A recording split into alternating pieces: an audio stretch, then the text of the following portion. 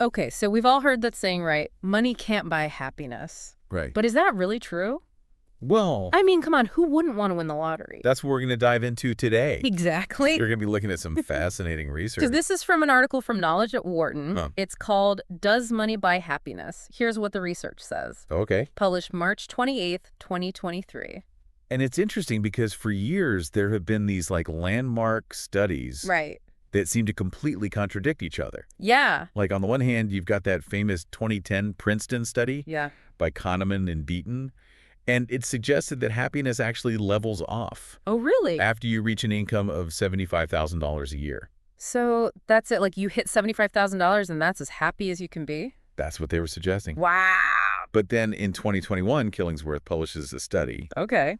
and this one shows that happiness continues to rise with income even way beyond $75,000. Yeah. You know, that $75,000 figure always seemed a little off to me. Like maybe back then it made sense, but these days Yeah. it just feels like you need way more than that just to feel financially secure, Right. let alone like truly happy. Absolutely. So how do we make sense of these like totally opposite ideas? Well, thankfully, the researchers themselves Okay. were also curious about this. Good. So Killingsworth and Kahneman, they actually teamed up Oh, wow. to try to resolve this debate in what they called an adversarial collaboration. And they brought in this neutral expert, Barbara Mellers, to oversee the process. Oh, okay. So like a referee. Exactly. Interesting. And this approach is really interesting because it allowed researchers with like totally different views Yeah. to directly challenge each other's methods and assumptions. I love that. And what they came up with, they published in the Proceedings of the National Academy of Sciences. Nice. And this gives us like a much more nuanced Okay. and accurate understanding of how money and happiness actually relate. Okay, so a bunch of scientists get into a room, duke it out over happiness data. Yeah. But what did they figure out? Well, the key is that the original 2010 study Okay. wasn't actually measuring overall happiness. Oh. It was focusing on unhappiness. Wait, so the study everyone was using to say that money can't buy happiness Wow. was actually about unhappiness. Exactly. Huh, okay, that changes things. It does. So it's like they were looking at a tiny piece of the puzzle Yeah, and mistaking it for the whole picture. exactly. Think about it like a test for dementia. Okay. A test like that, it can detect cognitive decline, Right. but it can't tell us much about the intelligence of healthy people. Right, because they all score perfectly. Right. So that 2010 study, it was measuring unhappiness really well. Yeah. But it didn't really capture what happiness looks like for people who are already content. Exactly. Okay, that makes sense. So when Killingsworth went back and looked at his 2021 data, Okay. but this time focusing specifically on the unhappy people, the same pattern for the 2010 study emerged. Oh, really? So happiness rose with income up to about $100,000, Okay.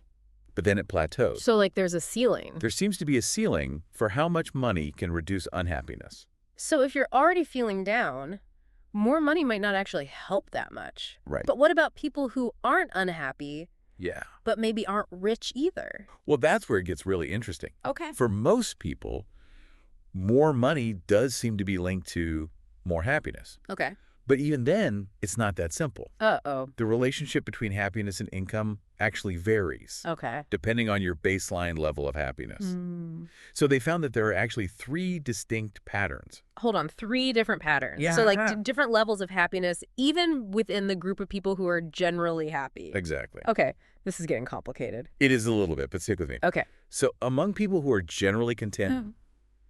the least happy group, they show a pattern similar to what we just talked about. Okay. So their happiness increases with income up to about $100,000, Uh-huh. but then it levels off. So less happy folks hit a ceiling around $100,000. Right. Got it. What about everyone else? Well, for the moderately happy people, Yeah. their happiness keeps rising as their income grows. Okay. It's like a more linear relationship. So steady progress for the middle group. Uh-huh. What about the happiest folks? Now, this is where it gets really interesting. Okay. For the people who are already pretty happy, Yeah. their happiness actually accelerates once their income passes $100,000. Really? It's like reaching a certain financial threshold unlocks even greater levels of happiness for them. Wow. So we've got unhappy people hitting a ceiling, moderately happy people making steady progress, and the happiest people getting a happiness boost. Yeah. Who knew? It really challenges that idea that money can't buy happiness, doesn't it? Yeah, it definitely does. But what's also really important here is that these researchers, even though they had these different findings at first, Mm-hmm. they were willing to come together and challenge each other. Yeah. And ultimately, they got a more accurate Okay. and nuanced Thanks. understanding of this really complex issue. I love that. It just reminds us that science is a process. Right. It's constantly evolving. Absolutely. So we've kind of blown up this myth of more money equals more happiness. Yeah. What does this all mean for us out here in the real world? Well, I think this research has big implications for things like tax policy. Oh, okay. How so? Well, for example, these findings suggest that if we focus on policies that help lower income earners, Okay. that could have a bigger impact on overall well-being Interesting. than just giving tax breaks to the wealthy, That makes sense.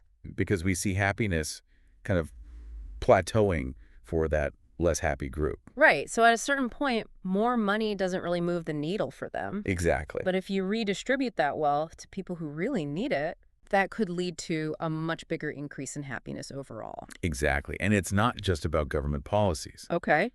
This research could also change how companies think about paying their employees. So instead of just focusing on giving people bigger salaries, Right. maybe companies should also think about things like work-life balance Mm-hmm. or opportunities for growth or even just creating a more positive work environment. Exactly. It's about recognizing that a bigger paycheck isn't the only way to make employees happier. It's about the whole picture. So how can our listeners use this information in their own lives? Well, I think understanding these different patterns Yeah. can help you make better choices about your career and Okay. your priorities. So it's not just about chasing the highest salary. No. It's about thinking about how that income might actually impact your happiness Right. based on where you are on that happiness spectrum. It's Yeah. like, is that higher paying job worth it? Yeah. If it means you're going to be working crazy hours and sacrificing time with your family or doing the things you love. Or if you're already feeling content, maybe that extra income Yeah. could help you invest in experiences Okay. or give you more freedom to pursue your passions. So it's about making choices that actually align with your own happiness goals. I think so. Okay, so money matters, but it's not the whole story. Definitely not. There's a lot more to happiness. Absolutely. Right. And that brings us to the next big question. Ooh, I like it. If money isn't the only factor, Yeah. what other things should we be thinking about Okay. when we're trying to build a happy and fulfilling life? I like it. Stay tuned. We'll explore that We'll be right back. in part 2 of this deep dive. All right, so we've busted that myth that there's this like simple one-size-fits-all relationship between money and happiness. It's way more complicated than that, and honestly way more interesting. Right?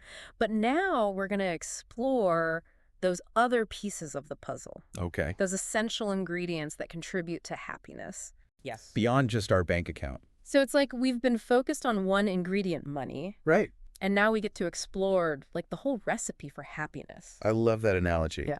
Okay, so what are some of the key ingredients? Well, there's a lot of research out there that points to a few key areas. Okay. For example, strong social connections seem to be really important. That makes sense. So when you have a supportive network of friends and family, Yeah. you've got people to celebrate, Mm-hmm. people to lean on during tough times, Yeah. people to just share experiences with. It's like having a buffer against life's stresses. Exactly. Yeah, I mean, when you feel loved and supported, it's so much easier to deal with those inevitable challenges. Yeah. You know, I remember when I was going through a rough patch a few years ago, Yeah. and it was my friends who really helped me get through it. That's great. You know, they listened, they gave advice, they just made me feel less alone. Yeah. It made all the difference. That's what those close connections do. Yeah. They give us this sense of belonging, Uh-huh. which is really important for our well-being. Right. And it's not just about having people to rely on when things are bad. Yeah. It's also about sharing those positive experiences. Absolutely. You know, it makes everything so much more fun. Right, like think about how much more fun a concert is when you're with friends.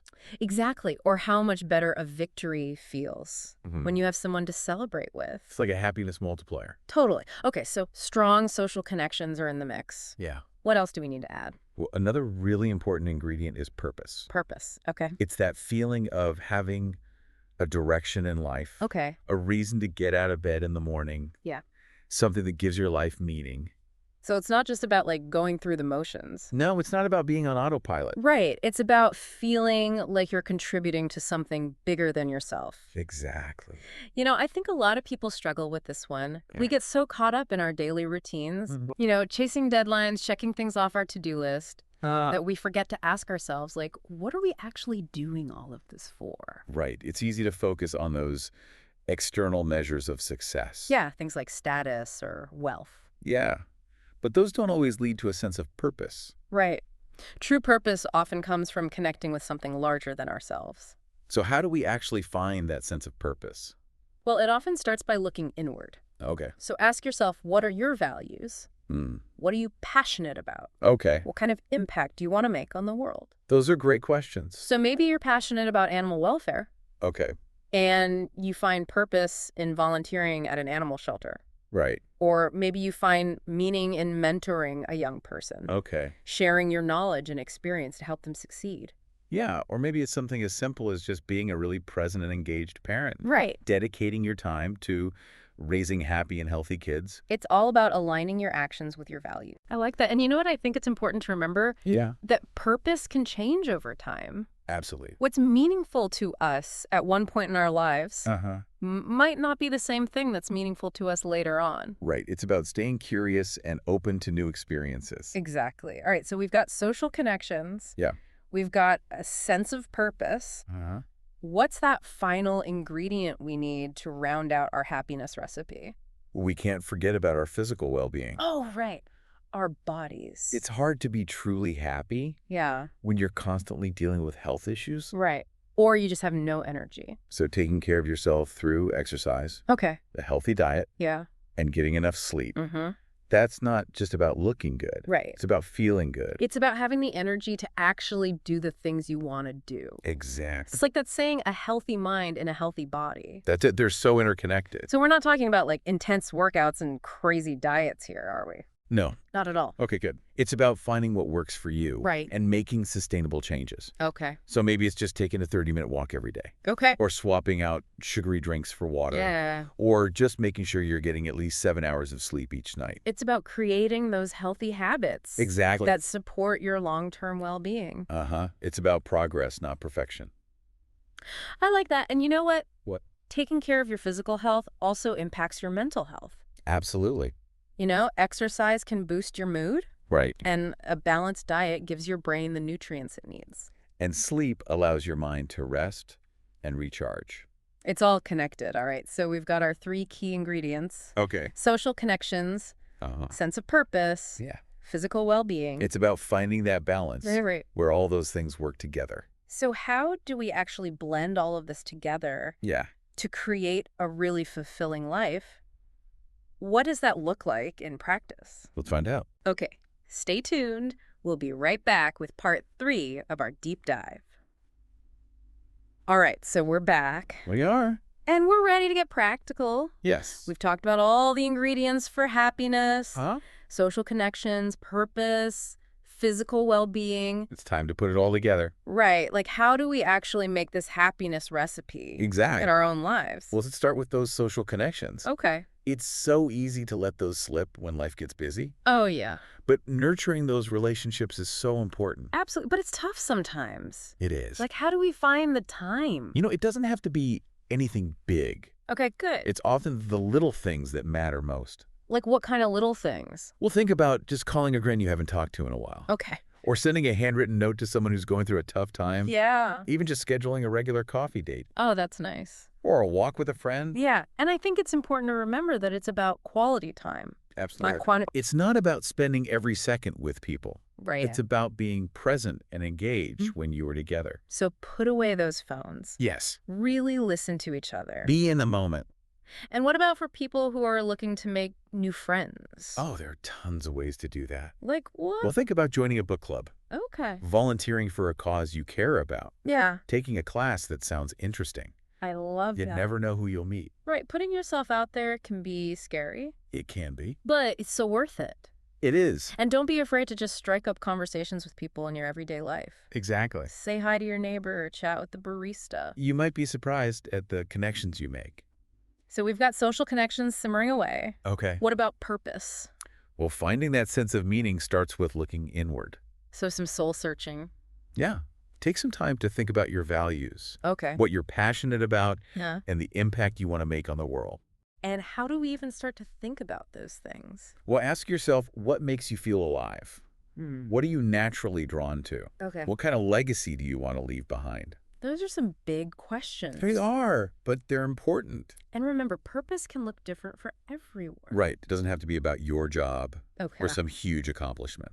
It can be about the everyday things, Absolutely. like how you treat your family Okay. or the creativity you express through a hobby. Yeah. Or just being kind to strangers. It's about living in line with your values. Exactly. All right, so last but not least, we've got physical well-being. Yes. Taking care of our bodies and minds. What are some tips for actually doing that? Well, the key is consistency Okay. and finding what works for you, So start small. right? Yeah.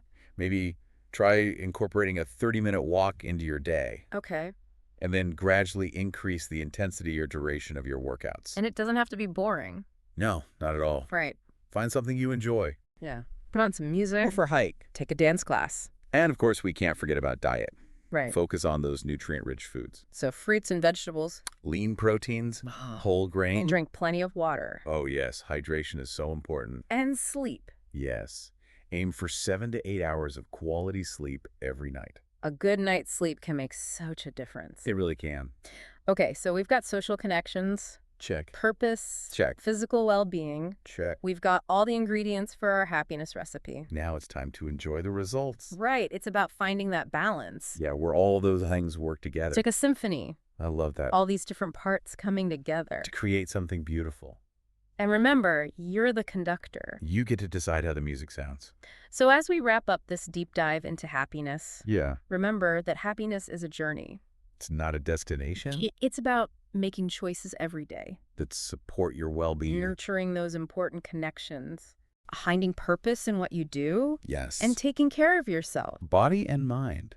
And don't be afraid to ask for help if you need it. Absolutely talk to friends, family, a therapist. We're all in this together. We are. Thank you for joining us on this journey. It's been a pleasure.